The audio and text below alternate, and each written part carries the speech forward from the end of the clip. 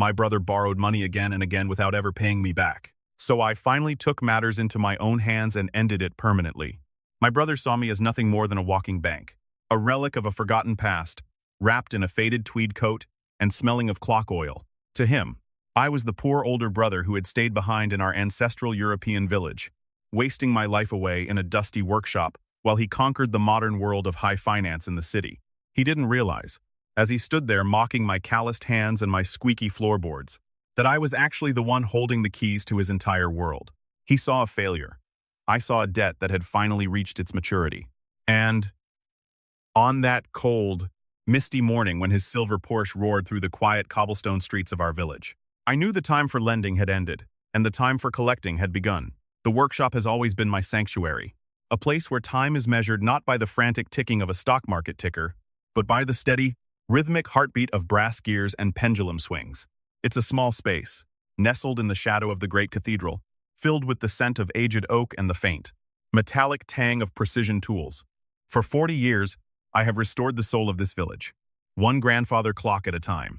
My neighbors see me as Arthur, the quiet craftsman who lives on bread, cheese, and the satisfaction of a job well done.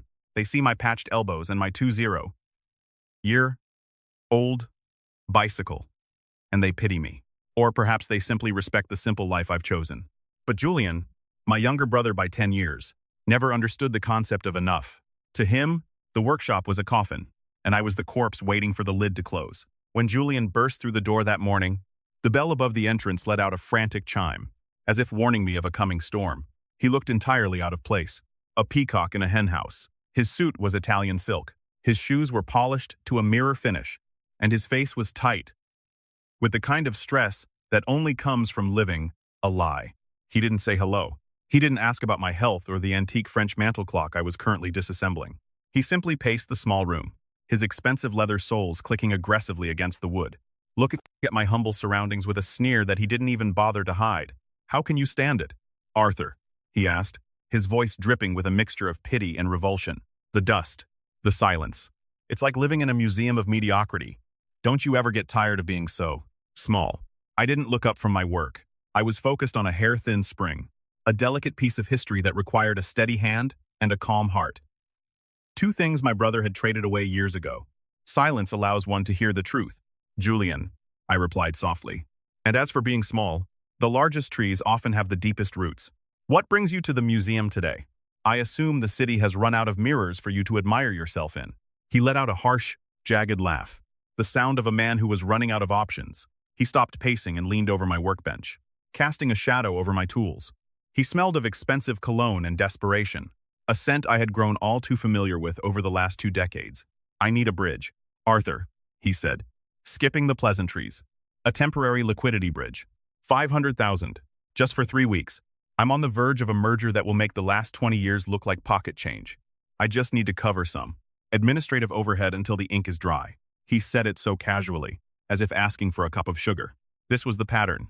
For 20 years, Julian had treated me like his personal safety net. It started with a few thousand for a business venture in his 20s, then tens of thousands for a temporary setback in his 30s. Each time, he would mock my boring life, call me a coward for not playing the game, and then walk away with a check, never once offering to pay back a single cent. He thought I was a fool who gave because I was weak. He didn't realize I gave because I was watching. I set down my loop and finally looked him in the eye. His eyes were bloodshot, darting around the room, unable to hold my gaze for more than a second. 500,000. "Julian, that is a lot of clocks," I said, a faint smile playing on my lips. He scoffed, standing tall and adjusting his silk tie. "Clocks. Arthur, please, this is real money. This is the big leagues. You wouldn't understand the complexities of international arbitrage. But trust me, when this deal closes, I'll buy you a dozen of these little workshops just to use as firewood. You've always been the steady one, the one who saves every penny like a squirrel. I know you have it. I know you've been hoarding the family inheritance and your little earnings in those offshore accounts father set up." It was fascinating to watch him rationalize his greed. He convinced himself that I was the greedy one for simply having what he had squandered. Our father had been a man of immense foresight, a banker who understood that wealth is a tool, not a trophy. He had left us both a significant start. But while Julian had used his to build a house of cards, I had used mine to build a foundation. Julian saw my refusal to flash cash as a sign of poverty. He saw my quiet life as a lack of ambition, He truly believed that I was hoarding what rightfully belonged to him because he was the one doing big things. The arrogance was breathtaking, yet it was the very thing that made my plan so easy to execute. "And what if I say no?" I asked, leaning back in my wooden chair, which creaked in a way that seemed to annoy him. Julian's face darkened, the mask of the successful businessman slipping to reveal the petulant child underneath. "You won't say no, because if you do, the family name goes down with me. I've put the estate, the manor house, the vineyards, everything up as collateral for the initial move. If I don't get this bridge, the bank steps in. Is that what you want? Arthur, to be the reason our family history is auctioned off to some hotel conglomerate. You're the keeper of the flame, aren't you? Well, the flame is about to go out unless you open your wallet." It was a bold lie. The estate was already legally protected in a way he couldn't touch, but he didn't know that. He thought he was holding me hostage with my own nostalgia. He continued to berate me, his voice growing louder, filling the small workshop with his bile. He called me a small-minded peasant, a failure of a brother, and a clinging vine. He laughed at my old boots, pointing out that they were older than his car.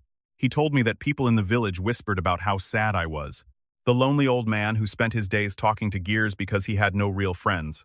Every insult was a brick he was laying in a wall between us, a wall he didn't realize was actually his own prison. I listened to it all with the patience of a man who has spent 40 years waiting for pendulums to find their rhythm. I let him exhaust himself, let him empty his lungs of all the poison he had carried for years.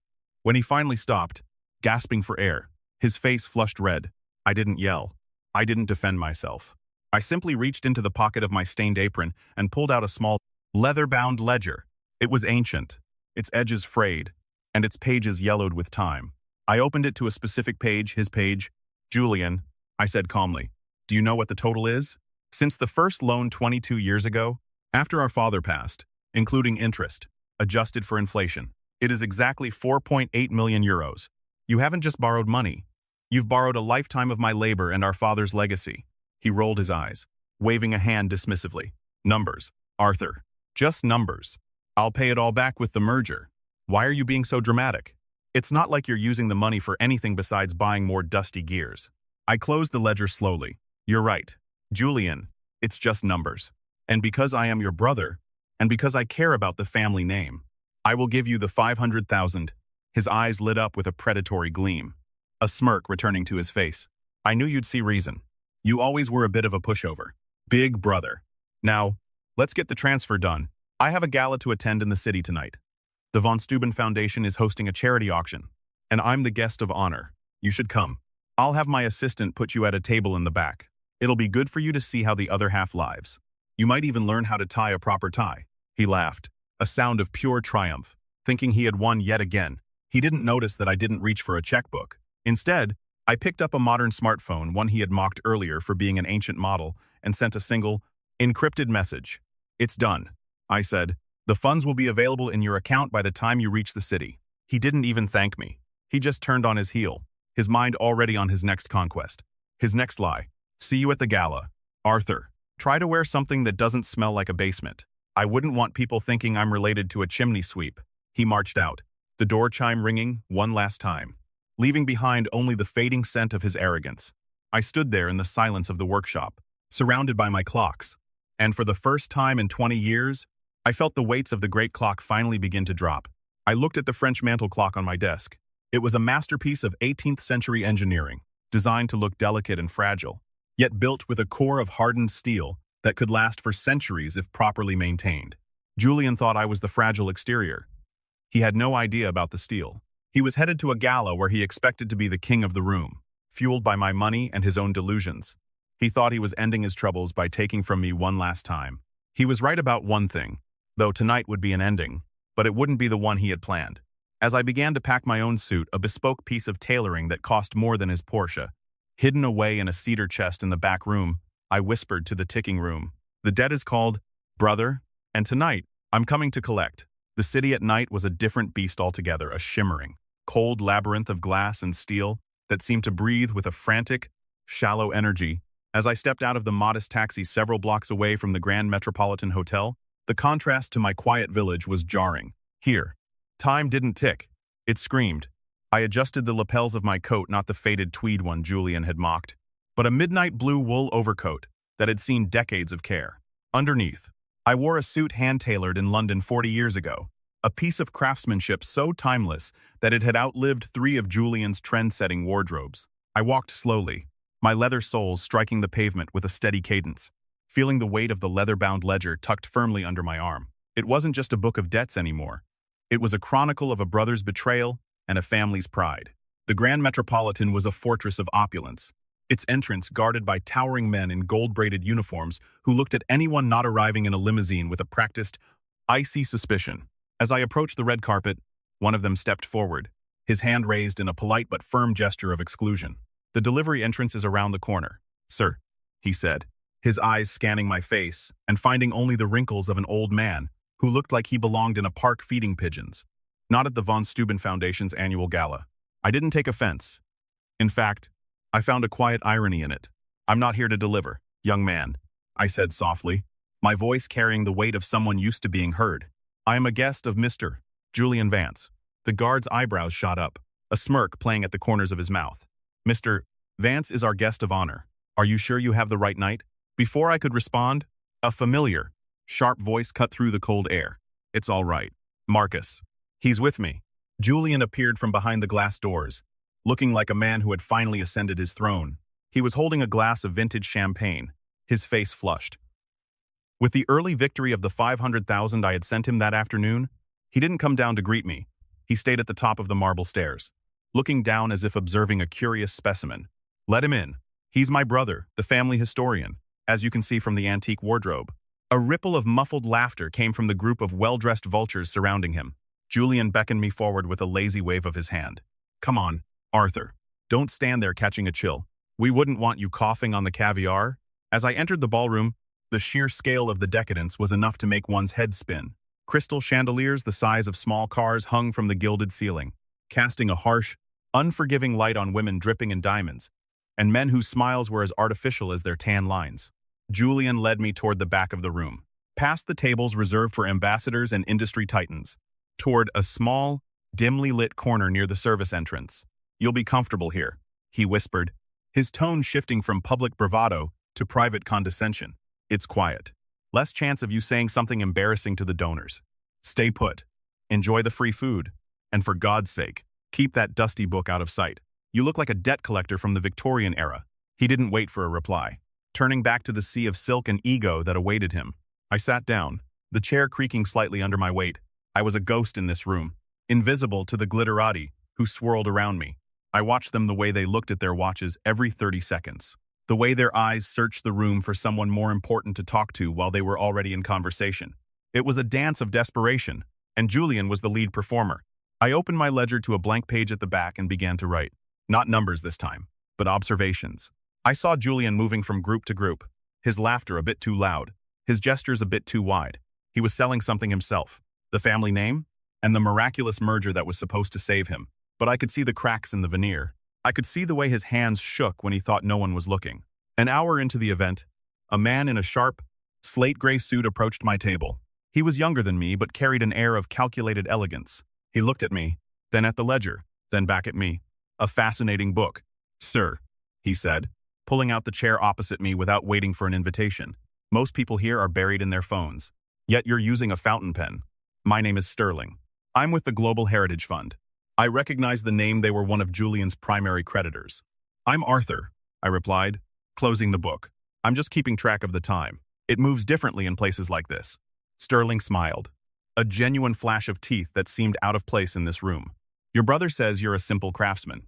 He's been telling everyone how he's supporting your retirement in the country. Quite a noble story." The irony was delicious. Julian was using my existence as a prop to bolster his own image as a benevolent, successful patriarch. "Julian has always had a flair for the dramatic," I said, catching Julian's eye across the room. He looked panicked for a split second, seeing me talking to Sterling, before masking it with a wide, oily grin. He excused himself from a group of socialites and hurried over, his pace nearly a run. "Sterling, I see you've met my brother. Arthur is, well, he's a bit of a character. I hope he hasn't been boring you with tales of clock springs and wood glue." Julian placed a heavy, possessive hand on my shoulder, his fingers digging into my coat. "Arthur, why don't you go find the buffet? I heard they have some lovely smoked salmon." "I'm quite fine here, Julian," I said, not moving an inch. Mr. Sterling and I were just discussing the concept of support. It's a fascinating topic. Don't you think? Julian's face palled, the sweat beginning to bead on his upper lip despite the air conditioning. He leaned down, his voice, a harsh whisper, intended only for my ears. Listen to me, you old fool. I need you to sign something. Now, there's a side room. It's a formality, just a preservation document for the estate so I can finalize the Sterling deal. If you don't do this, the $500,000 you gave me today is gone, and the manor goes with it. Do you understand? I'm trying to save your home. It was the ultimate gamble. He was trying to trick me into signing away the last of our father's land under the guise of protection. I looked at him, and for a moment, I didn't see my brother. I saw a stranger, a man consumed by the very things our father had warned us about, the hunger for status that can never be sated. Show me the document. Julian, I said, my voice devoid of emotion. He practically dragged me toward a private library off the main ballroom, a room filled with leather chairs and the smell of expensive cigars. He threw a stack of papers onto a mahogany desk, a gold pen trembling in his hand. Just sign at the bottom of page 12. Don't bother reading the legalese. It's all standard stuff. It basically just says, I have the authority to manage the family assets for strategic growth. Strategic growth, the modern term for selling the soul of the past, to pay for the sins of the present. I picked up the document and began to read. Julian paced the room like a caged animal, glancing at his watch every few seconds. We don't have time for a literature review. Arthur, the board is waiting for my announcement. Just sign it. I turned to page 5. Then page 8. It was worse than I thought. It wasn't just a management agreement. It was a total transfer of deed. He was selling the village workshop, the ancestral home, and even the family cemetery to a development group that planned to turn our history into a luxury golf resort. I felt a coldness settle in my chest, a finality that I had been dreading for 20 years. The bond was broken. The debt was no longer just financial. It was moral. I can't sign this. Julian, I said, setting the pen back on the desk. He stopped dead, his eyes bulging. What? What do you mean you can't? I just saved your life today. I took your pittance and turned it into a future. You owe me. He began to scream, his voice cracking with the strain of his own lies. He called me a traitor, a senile old man, and a burden on his success. He told me that without him, I would die alone in that dusty workshop. Forgotten by the world, he reached out as if to grab me, his face twisted in a mask of pure, unadulterated rage. You will sign it, or I will make sure you never see that village again. I have lawyers. Arthur, I have power. What do you have? I stood up, and for the first time in that entire night, I felt the full height of my stature. I didn't look like a tired craftsman anymore. I looked like a man who had spent a lifetime mastering the internal mechanics of power. I reached into my coat, but instead of the ledger, I pulled out my phone. I have the truth. Julian, I said quietly. I pressed a single button, a speed dial I had set up before leaving the village. Marcus. Yes, it's Arthur. You can proceed with the audit. All of them. And tell the board I'll be joining them in 10 minutes. Julian froze, his arm still raised. Who? Who are you talking to? What board? I walked toward the door, stopping only to look back at the man who used to be my brother. The von Steuben Foundation isn't just a charity. Julian. It's a legacy. And our father was one of its founding silent partners. I've been the chairman for 15 years. You spent your life trying to get into this room, never realizing I've owned the building since before you bought your first Porsche. I left him there, standing in the middle of that expensive room. The document he had tried to trick me with, fluttering to the floor like a dead leaf. As I walked back into the ballroom, the music seemed to swell, a grand orchestration of the justice that was about to be served. I saw Sterling waiting by the door, his expression one of dawning realization. I didn't stop to talk. I headed toward the stage, where the microphone was waiting, and where the world Julian had built on a foundation of lies was about to meet the crushing weight of the truth. The master's strike was coming, and unlike his clocks, this was one thing Julian wouldn't be able to fix. As I walked back into the center of the ballroom, the sea of silk and diamonds seemed to part, not out of respect, but out of a confused, collective disdain. To these people, I was a smudge on a masterpiece, a glitch in their perfectly curated evening of vanity. I could hear the whispers trailing behind me like toxic smoke. Who let the gardener in? Is he lost? Someone call security before he touches the silk. I ignored them all, my eyes fixed on the velvet-draped stage where a heavy mahogany podium stood, bearing the gold crest of the von Steuben Foundation. For years, I had watched this world from the safety of my workshop, content to let the world believe I was nothing. But Julian had pushed too far. He hadn't just asked for money. He had tried to sell our father's soul. Julian came charging through the crowd, his face a terrifying shade of purple. He was sweating through his €5,000 suit, his eyes darting around to see if any of his important friends had witnessed our exchange in the library. He reached out and grabbed my arm, his grip white-knuckled and desperate. "Arthur, stop this madness right now," he hissed, his voice trembling with a mixture of rage and sheer terror. "If you make a scene, I will have you committed. I'll tell them you've lost your mind. Just go back to the corner. Sit down, and I'll give you an extra 50,000. Please, for the love of God, don't ruin this for me." He was begging now, but even his pleas were laced with threats. He still thought he was the one in control. He still thought money was the only language I spoke. I looked down at his hand on my sleeve, then up into his frantic eyes. "The only person ruining anything tonight, Julian, is you," I said, my voice steady and cold as a mountain stream. "You've spent 20 years building a life out of borrowed time and stolen pride. You thought I was your bank, but you forgot that a bank eventually expects a return on its investment." I pulled my arm away with a strength that surprised him. The strength of a man who spent his days heaving heavy oak cabinets and turning iron wrenches. I didn't look back. I stepped onto the stairs of the stage, the sound of my sensible, well-worn shoes echoing against the marble like the tolling of a funeral bell. The master of ceremonies, a tall, groomed man who looked like he had been carved out of ice, stepped forward to intercept me. "Sir, you cannot be up here.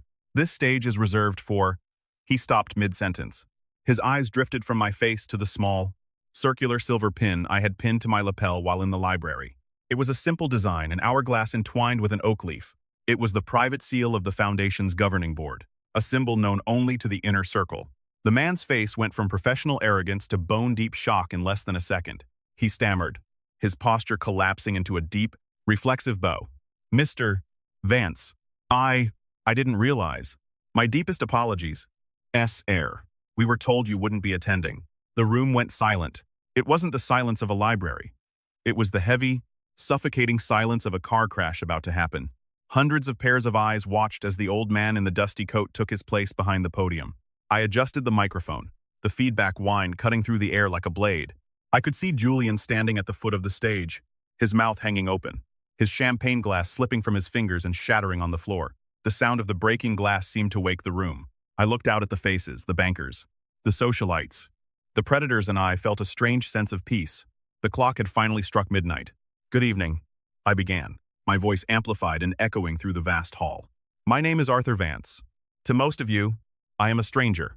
To some of you, I am the poor brother of the man standing down there in the front row.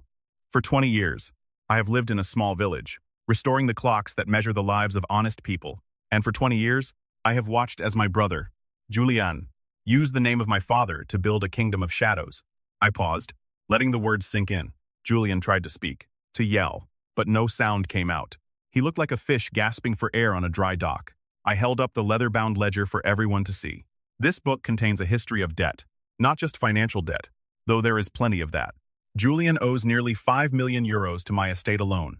But more importantly, it contains the records of his lies. He told many of you that he was the savior of the Vance legacy. He told you that he was the one supporting me. He even tried, not 30 minutes ago, to trick me into signing away our ancestral home so he could pay off his gambling debts to the Sterling Group." A collective gasp rippled through the room. Heads turned toward Julian, who was now backed against a pillar, looking for an exit that didn't exist. "Julian," I said, looking directly at him, "you told me earlier today that I didn't understand the big leagues. You told me that I was small. But here is the truth of the world you love so much. In the world of high finance, you are nothing but a footnote. You see, while you were busy borrowing money to buy cars and silk ties, I was busy buying something much more valuable. I was buying your mistakes." I turned a page in the ledger. 2 years ago, when your merger in London failed, a private equity firm bought your debt. That firm is a subsidiary of the von Steuben Foundation. Last year, when you defaulted on your luxury apartment, a quiet buyer stepped in to prevent the scandal. That buyer was me. The murmur in the room turned into a roar of hushed conversations. The successful Julian Vance was being dismantled in front of the very people he had spent his life trying to impress. I continued, my voice gaining a rhythmic power. "Every meal you've eaten, every suit you've worn, every lie you've told for the last 5 years has been subsidized by the boring clockmaker you so deeply despise. I didn't do it out of weakness. Julian, I did it because our father asked me to look after you. But he also taught me that a master craftsman knows when a piece is beyond repair. He taught me that sometimes you have to let the old gears grind to a halt so that something new can be built. I looked over at Mr. Sterling, who was standing frozen in the middle of the room. Mr.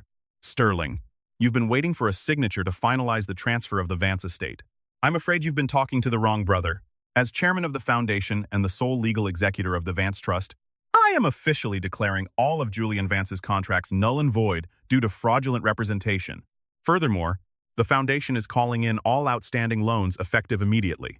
The room exploded into chaos. Julian's friends began to back away from him as if he were suddenly contagious. The women who had been laughing at his jokes only an hour ago now looked at him with nothing but cold, sharp-edged pity. Julian finally found his voice. A high-pitched, desperate wail that echoed off the gilded ceiling. You can't do this. You're my brother. We're blood. He tried to rush the stage, but the same security guards who had tried to block my entry now stepped in his path. Their expressions grim and unyielding. They didn't see a guest of honor anymore. They saw a man who had been stripped of his armor. Julian collapsed to his knees on the red carpet. The very carpet he had walked on so triumphantly just hours ago. He looked small. He looked broken. He looked, for the first time in his life, exactly like the failure he had always accused me of being. I closed the ledger with a soft thud that seemed to signal the end of an era. Blood is indeed thicker than water. Julian, I said, the microphone catching my final whisper, but even blood can be poisoned by greed. You spent your life trying to escape the dust of our family's history, never realizing that the dust was actually gold. You traded your soul for a seat at a table that was never yours to sit at. I stepped away from the podium, the silence returning to the room, heavier than ever. I walked down the stairs, passing my brother without a second glance. I didn't feel joy. I didn't feel triumph. I felt only the quiet, somber satisfaction of a job finally finished. The master's strike had landed, and the world would never look at the simple clockmaker the same way again. As I walked toward the exit, the crowd parted for me once more. But this time, the atmosphere was different. There were no whispers of Gardner or Smudge. Instead, there was a terrifying, awestruck respect. People bowed their heads as I passed. The industry titans who had ignored me earlier now scrambled to catch my eye, hoping for a nod of recognition from the man who held their world in his hands. But I didn't give it to them. I wasn't one of them. I was Arthur Vance, a man of the village, a restorer of time. And as I stepped out into the cool night air of the city, leaving the glitz and the screams of Julian's world behind, I felt the steady, a reliable tick of my own heart, a clock that had never once lost its rhythm. The cold night air of the city felt like a benediction after the suffocating, perfumed heat of the ballroom. I stood on the sidewalk for a moment, listening to the muffled sounds of chaos still echoing from within the Grand Metropolitan. Inside, a world was ending. Out here, the stars were indifferent, as they always are, to the petty dramas of men. The red carpet, which had felt like a gauntlet upon my arrival, now seemed like nothing more than a strip of cheap fabric. I began to walk, my pace unhurried, the leather-bound ledger still tucked under my arm like a holy relic. I hadn't gone 20 paces before I heard the heavy glass doors swing open and the sound of frantic, uneven footsteps behind me. Arthur, Arthur, wait, please. Julian's voice was ragged, stripped of all its practiced charm and authority. I stopped and turned slowly. He looked like a man who had been dragged through a hedge. His silk tie was undone, hanging like a noose around his neck, and his face was pale, save for the dark circles under his eyes that now seemed like permanent bruises. He stopped a few feet away from me, his hands trembling, unsure whether to reach out or keep his distance. The king of finance had been dethroned in a single hour, and the crown had left a bitter mark. I looked at him, and, for the first time in years, I didn't feel the sting of his insults or the weight of his greed. I felt only a profound, weary sadness. The gala is still going on. Julian, I said softly, why aren't you inside with your friends? I'm sure Sterling has many more things to discuss with you. Julian let out a sob, a raw, ugly sound that had no place in the world of high society. Friends, they're vultures. Arthur, as soon as you left that stage, they turned on me. They're already talking about the liquidation, about who gets the car, who gets the office lease. Even my assistant. She took my phone and walked away. I have nothing, literally nothing. He took a step closer, his eyes pleading. You can't do this. You're my brother. You've always taken care of me. Tell them it was a mistake. Tell them it was a performance. A lesson? I'll do anything. Arthur, I'll pay it all back. I swear. Just don't let them take everything. I don't know how to be like you. I don't know how to be poor. It was the ultimate confession. To Julian. My life, a life of craftsmanship, community, and peace was a fate worse than death. He didn't fear the loss of money. He feared the loss of the mask. He feared being nobody. I reached out and placed a hand on his shoulder. His suit felt cold, the expensive fabric unable to provide any real warmth. You were never rich. Julian, I said, my voice carrying the weight of decades. You were just spending the ghost of our father's hard work. You thought that by surrounding yourself with gold, you would become golden. But a clock can have a gold-plated case and still be broken inside. You've been broken for a long time. And all the 500,000 euro bridges in the world couldn't fix your timing. He looked down at his feet, at those polished shoes that were now scuffed from his desperate run. So what happens now? He whispered, the fight finally leaving him. Do I go to prison? Do I sleep on the street? I looked toward the horizon, where the faint glow of the city lights met the darkness of the countryside. The Foundation will handle the legalities. You committed fraud. Julian, there are consequences for that. But because you are my father's son, I have made sure you won't be in the street. I've kept one asset out of the liquidation. The small cottage on the edge of our village, the one where the old gatekeeper used to live. It's yours. It has a bed, a stove, and enough land for a garden. Julian recoiled as if I had struck him. A cottage. In the village? You want me to be a peasant? To have people look at me and whisper about how far I've fallen? I smiled. But there was no malice in it. People already whisper. Julian, they whispered about your debts. They whispered about your lies. And tonight, they whispered about your cowardice. In the village, they won't whisper about your fall. They'll wait to see if you can stand up. There is a dignity in manual labor that you've never understood. You can learn to grow things. You can learn what it feels like to earn a loaf of bread instead of stealing a banquet. He didn't thank me. His pride was too deep, too encrusted with years of vanity to allow for gratitude. He just stood there, a broken man in a broken world. As a black sedan pulled up to the curb, the driver, a man who had worked for our family for 30 years, stepped out and opened the rear door. He didn't look at Julian. He looked at me. The car is ready for your return to the village. Mr. Vance, he said. I nodded and turned back to my brother. The cottage is open. Julian, the key is under the stone by the door. Whether you use it or not is up to you. But the walking bank is closed. Permanently. I stepped into the car. And as we pulled away, I watched Julian's silhouette through the rear window. He was standing alone under a flickering streetlight, the Grand Metropolitan towering behind him like a tombstone. He looked so small, smaller than any gear I had ever fixed, smaller than any second that had ever ticked by. I leaned back into the leather seat and closed my eyes.